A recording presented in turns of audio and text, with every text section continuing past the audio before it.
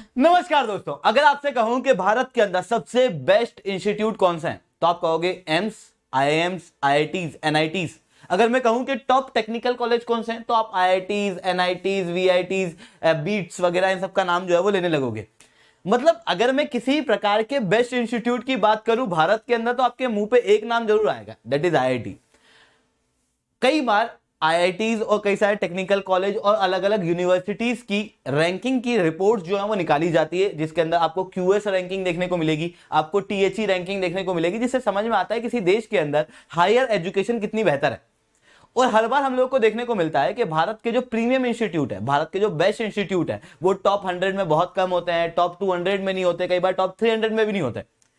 THE की भी ऐसी एक रैंकिंग जो है वो 2019 के अंदर निकली थी, उसके बाद 2020 के अंदर निकली थी। टीएचई काफी सारी रैंकिंग निकालता है। 2020 की रैंकिंग के अंदर कई सारे लूपहोल जो है वो प्राप्त किए गए थे भारत के 7 बड़े आईआईटीज के द्वारा, जिसके बाद में भारत की 7 बड़ी आईआईटीज ने कहा था कि जो टीएचई की रैंकिंग है हम लोग इसको बॉयकॉट करेंगे। अब अगर टीएचई की रैंकिंग को आईआईटी ने बॉयकॉट कर दिया, इसका मतलब क्या कि हम लोग उसको मान सम्मान नहीं देंगे, ऐसा कुछ है क्या? पर टीएचई तो आईआईटीज का नाम दे सकता है ना वहां पे रैंकिंग में। ऐसा नहीं हो सकता। क्यों नहीं हो सकता? क्योंकि किसी भी अगर यूनिवर्सिटी की रैंकिंग निकालना है तो टीएचई अगर वो रैंकिंग निकाल रहा है तो उस यूनिवर्सिटी से जानकारी लेता है कि आपने कितनी रिसर्च करी, आपने क्या किया, आपके यहाँ पे कितनी स्टूडेंट की स्ट्रेंथ है, कितने बच्चे जो है वो बाहर पढ़ रहे हैं, कितने बच्चे जो है वो रिसर्च कर रहे हैं, कितने बच्चे जॉब कर रहे हैं, उन सारी चीजों की जानकारी जो है वो ली जाती है। जब इन 7 यूनिवर्सिटीज ने बॉयकॉट कर दिया टीएचई को, तो ऐसी कंडीशन में टीएचई को इंफॉर्मेशन देना बंद कर दिया, जिसके बाद में टीएचई जो है वो भारत के 7 बड़े आईआईटीज की रैंकिंग जो है वो नहीं निकाल पा रहा था। जिसके बाद टीएचई को 2-3 साल बाद ही सही पर समझ में आया कि अगर एक इतने बड़े देश का, जिसके सबसे प्रीमियम इंस्टीट्यूट जो न केवल भारत में ऑपरेट करते हैं बल्कि विश्व के कई सारे देशों में ऑपरेट करते हैं, अगर मैं उन्हीं की डिमांड को इंक्लूड नहीं करूंगा तो कहीं ना कहीं मेरी जो रैंकिंग है वो वर्ल्ड लेवल पे कैसे मान्य होगी। जिसके बाद में टीएचई ने अपने रैंकिंग के क्राइटेरिया जो है वो चेंज किए हैं और आईआईटीज को इंक्लूड करने की कोशिश की है। अब आईआईटीज के कंसर्न क्या थे और क्या रैंकिंग के अंदर चेंज किए गए, उनको मैं शुभेंद्र सिंह चौहान आप लोगों के साथ में डिस्कस करूंगा। बट उसके पहले आप लोग मेरे साथ में एसआरसी 10 टेलीग्राम ग्रुप के ऊपर जुड़ सकते हो। मेरे क्लास की अपडेट, पीपीटी, पीडीएफ सब कुछ आपको हमें मिल जाता है। इसके अलावा अगर आप लोगों को हम लोगों के साथ में जुड़ना है, मतलब पाथफाइंडर की टीम के साथ में जुड़ना है, मतलब मैं, महिपाल सर, निधि मैम, वेरोनिका मैम, इन लोगों से अगर आप लोगों को पढ़ना है तो एक बहुत ही सस्ता और बेहतरीन कोर्स जो है वो लेके आया जा रहा है। 1 जून से ये कोर्स शुरू होगा। शुरुआत के जो 1500 बच्चे हैं उन्हें ये कोर्स 7,999 में पड़ेगा अगर वो लोग पाथ कोड का प्रयोग करेंगे तो।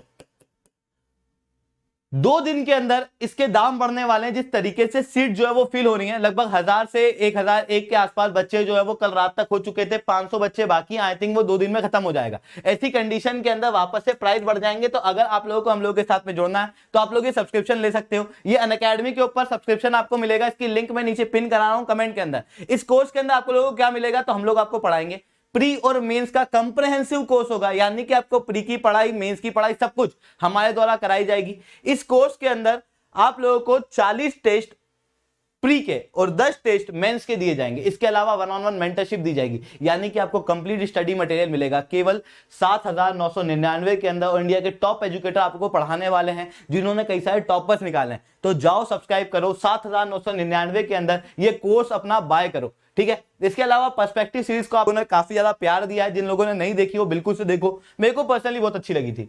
और पाथफाइंडर का एक अलग से टेस्ट होता है जहां पर 1 लाख रुपए के प्राइजेस दिए जाते हैं और इंडिया के कई सारे बच्चे यहां पे बैठते हैं। 10,000 से ज्यादा बच्चे अभी तक यहां पर बैठे हुए हैं। तो आप लोग भी इस टेस्ट के अंदर एनरोल कर सकते हो। उसकी लिंक भी मैं नीचे पिन कर रहा हूं। हालांकि ये जो कोर्स है, ये जो टेस्ट है, ये 13 मई को अब होने वाला है, ठीक है। तो चलिए समझने की कोशिश करते हैं कि यहां पर क्या हुआ है।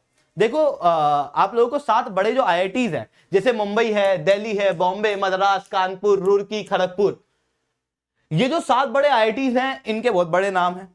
बट हुआ ऐसा कि 2020 के अंदर टीएचई की वर्ल्ड रैंकिंग आई और इस वर्ल्ड रैंकिंग के अंदर भारत के टॉप आईआईटीज टॉप 300 में भी नहीं रहे। 2019 की जब रैंकिंग आई थी तो उसके अंदर क्या हुआ कि जो नए आईआईटीज हैं उन्होंने पुराने आईआईटीज को ओवरटेक कर दिया और उनकी अच्छी रैंक आ गई। हालांकि जो सर्विसेज हैं, जो एजुकेशन है, वो अभी भी टॉप आईआईटीज के अंदर बेहतर है, ज्यादा रिसर्च जो है वो यहां पर होती है। उसके बावजूद भी नए आईआईटीज जो है वो ओवरकम कर गए, उनकी रैंक कम आई as compared to these IITs. जिसके बाद इन आईआईटी ने समझा कि यार कुछ मैट्रिक में गड़बड़ है टीएचई की रैंकिंग के, तो इन्होंने मैट्रिक को ध्यान से देखा। तो वहां पर था कि जो एवरेज नंबर ऑफ टाइम एक यूनिवर्सिटीज के द्वारा पब्लिश की गई रिसर्च या रिपोर्ट दूसरे स्कॉलर साइट करते हैं, उसका वेटेज है 30%। यानी कि एक यूनिवर्सिटी ने अपनी रिसर्च निकाली, वो बहुत अच्छी रही, जिसके बाद में उस रिसर्च को दूसरी यूनिवर्सिटीज ने अपनी रिसर्च में और फर्दर यूज किया, तो उस समय पे वो इनकी रिसर्च को, जो पहली यूनिवर्सिटीज हैं, इनकी रिसर्च को अपनी रिपोर्ट के अंदर लिखेंगे।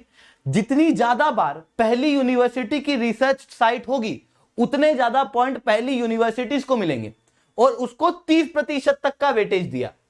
अब इसका फायदा क्या होता था कि जो बाहर की यूनिवर्सिटीज हैं, जैसे ऑस्ट्रेलिया है, यूनाइटेड किंगडम्स हैं, इवन जो नए आईआईटीज हैं, इनकी यूनिवर्सिटीज क्या करती हैं, कोलैबोरेटिव रिसर्च करती हैं, किसी और इंस्टीट्यूट के साथ में मिलकर रिसर्च करती हैं, जिसके कारण से अगर इन्होंने एक रिसर्च की है और फिर दूसरी यूनिवर्सिटी ने भी एक रिसर्च की है, तो दोनों साइड करेंगे, या फिर 3-4 यूनिवर्सिटी मिलकर कर रही हैं, तो वो सब मिलकर इनकी फिर रिसर्च साइट करेंगे। ऐसी कंडीशन में ये वाले पॉइंट जो है वो इन यूनिवर्सिटीज को ज्यादा मिल जाते थे, जस्ट बिकॉज क्योंकि वो कोलैबोरेटिव रिसर्च कर रहे हैं, वो अच्छी रिसर्च नहीं कर रहे हैं, कोलैबोरेटिव रिसर्च कर रहे हैं। तो आईआईटीज ने कहा कि ये अमाउंट, ये जो नंबर है 30%, ये बहुत ज्यादा, इसको कम किया जाना चाहिए। टीएचई ने उस समय पे नहीं माना, तो 7 आईआईटीज ने टीएचई की रैंकिंग को बॉयकॉट कर दिया। जब टीएचई की रैंकिंग को बॉयकॉट किया तो टीएचई को भी समझ में आया कि यार भाई साहब 3 साल तो हो गए आईआईटी की रैंकिंग नहीं दे रहा हूं मैं, तो ऐसी कंडीशन में कहीं ना कहीं हम लोग जो है, मतलब हमारी जो रैंकिंग है उसकी वैल्यू जो है वो गिर रही है वर्ल्ड लेवल पे। जिसके बाद में टीएचई के चीफ खुद ही कहते हैं कि These 7 IIT represent an extremely rare and tiny group of institutions choosing not to volunteer to take part in the Times Higher Education's gold standard world ranking. We have fully respected their decision to exclude themselves from the global ranking as we operate a collaborative and volunteer process to support these universities. ऐसी condition में THE ने अपने criteria जो है वो change किए, जिसके अंदर average number of time published work site हुआ है स्कॉलर के द्वारा, जिसका कंसर्न था, उसका जो अमाउंट है, उसका जो वेटेज है, वो 30% से कम करके 15% कर दिया गया। अब बचे 15%, मतलब 15% कम कर दिया, तो 15% जो बचे हुए हैं उनको कहां एडजस्ट करा, तो 15% के लिए 3 और नए क्राइटेरिया डाल दिए गए हैं। पहला है typical strength, typical research strength, इसको 5% तक का वेटेज दिया गया है। अब ये टिपिकल रिसर्च स्ट्रेंथ क्या होता है, इसका मतलब होता है कि एक यूनिवर्सिटी के द्वारा की गई रिसर्च दूसरी यूनिवर्सिटीज के मुकाबले किस तरीके से अलग है और किस तरीके से बेहतर है, उसके आधार पर ये 5% तक अंक जो है वो इस यूनिवर्सिटी को दिए जाएंगे। दूसरा है एक्सीलेंस इन रिसर्च, उसको 5%, मतलब कि किसी यूनिवर्सिटी ने जो रिसर्च निकाली है उसका कौन सा एरिया है और वो कितना बेहतर है, उस एरिया के आधार पर भी 5% अंक टीएचई द्वारा दिए जाएंगे।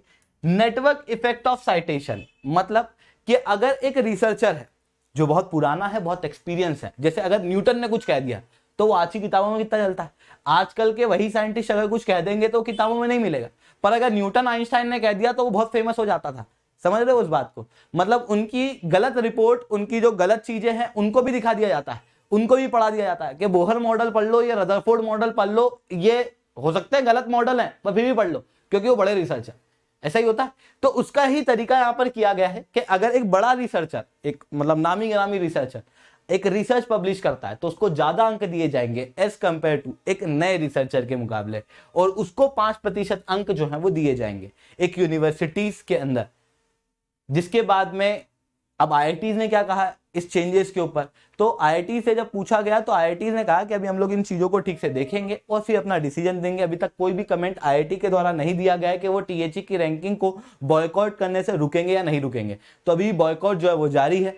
अब देखना यह है कि आने वाले समय में क्या आईआईटी टीएचई की रैंकिंग को बॉयकॉट करना बंद करती हैं या नहीं। तो दोस्तों आज के लिए इतना ही रखते हैं। लेक्चर अगर अच्छा लगा है तो लाइक करो, लेक्चर बहुत अच्छा लगा है तो SRC10 कमेंट करो, और अगर आप लोगों को हमारे साथ में जुड़ना है तो आप लोग पाथफाइंडर टीम के साथ में जुड़ सकते हो। 7999 का कोर्स जो है वो अभी मिल रहा है 2 दिन बाद मेरे हिसाब से जिस हिसाब से मेरी कैलकुलेशन चल रही है उसके हिसाब से ये 14,999 का हो जाएगा, क्योंकि टॉप 1500 बच्चों को जो पहले आ रहे 1500 बच्चे हैं उन्हीं को 7,999 के अंदर सब्सक्रिप्शन मिलेगा विद द कोड पाथ। ठीक है, आप अगर कोर्स पे जाओ और अभी आपको 14,999 दिखे तो घबराना मत, पाथ कोड का प्रयोग करना, तो आपको ये 7,999 के अंदर मिल जाएगा। तो दोस्तों आज के लिए इतना ही। That's all from my side. जय हिंद, जय भारत।